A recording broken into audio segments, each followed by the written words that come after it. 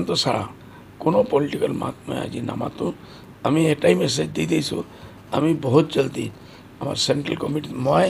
আর হাফিজ বশির সাহেব আমি থাকিম বাকি গোটে উপৰৰ পৰা নিচেলৈকে গ্ৰাছ ৰুটৰ যেনেকৈ ওয়াৰ্কাৰ আমি চেঞ্জ কৰিম এনে এইটো আমাৰ দায়িত্ব আছিল আমাৰ মানুহবিলাকে যিমান মানুহৰ জয় মন জয় কৰিব লাগিছিল সেইটো কৰিব পৰা নাই ব্যৰ্থ হৈছে আমাৰ এমএলএ সকলে নিজৰ এৰিয়াত যে কাম কৰিব লাগে যিমান কুৰবানী দিব লাগিছিল সেইটো দিয়া নাই সেইটোতো ব্যৰ্থ হৈছে এইটোৰ কাৰণে গোটেই অসম মানুহ বিক্ষোভ আছে এইটোৰ কাৰণে ওপৰৰ পৰা নিছে এইটো কৰিম আৰু লাহে লাহে পঞ্চায়ত সন্মুখত আছে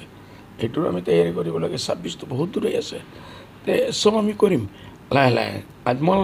হাৰাৰ মতলব নোহোৱা নাই যে ইউডিএফ শেষ হৈ গ'ল ইউডিএফ আবাৰ জিগাই ৰাখিব ইনশাআল্লাহ আপোনালোকে দেখিব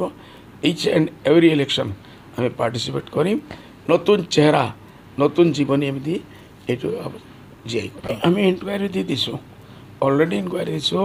আৰু তেখেতো আমাৰ জেনেৰেল ছেক্ৰেটাৰী দুইজন আছিল আমিনুল আমাৰ জিএছ আছিল আৰু সেই দুইজনৰ নিজৰ নিজৰ পদবীৰ পৰা এতিয়া সবক নামাই দিয়া হ'ব নতুন আমি কাক দিব লাগে কাৰ কি হৈছে কাৰ ভুলৰ কাৰণ আছে এইটো আমি ইনকুৱাৰী তদন্ত কমিটি বনাই দিছোঁ এইসকলে তদন্ত দিয়ে আমাক ৰিপৰ্ট দিব সেই হিচাপে আমি কাম কৰিম পৰাই ইনষ্ট্ৰাকশ্যন দিয়ে আমাৰ দিল্লীৰ অফিচত মই প্ৰাইম মিনিষ্টাৰক লেখি গৈছোঁ এই বানকাৰণৰ কাৰণে বোলে এইটোৰ ওপৰত ধ্যান দিব লাগে আৰু নেশ্যনেল কেলামিটি ডিক্লেয়াৰ কৰিব লাগে আৰু 20,000 টকাৰ পেকেজ দিব লাগে দিল্লীত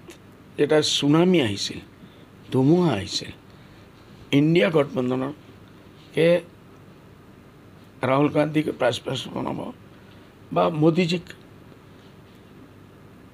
ভাৰতৰ গাদীৰ পৰা নমাব লাগে 10 বছৰৰ পৰা মুছলিম বিৰোধী যি শ্লোগান সিসকলে দি আছিল সেইটোৰ কাৰণে মানুহৰ খুব আছিল বুলি যে কোনো লাইনেই হওক এইবাৰ আমি মোদীজীক দিল্লীৰ পৰা বিদায় দিব লাগে সেই সুনামিৰ ভিতৰত ৰকিবুল চাহাবে মই যিমান ভোট পাইছোঁ বেছি পোৱাৰ কোনো লাইনেই নাই তেখেত কোনোদিন ধুবুৰীত অহাই নাই ভাল কৰি 3 বাৰ আগে ইনচাৰ্জ মিনিষ্টাৰ আছিল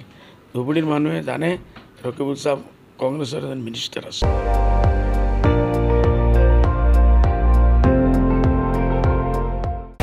আপুনি চাই আছে ND24 সৰ্বশ্ৰেষ্ঠ নহয় সৰ্বোত্তমৰ দৌৰ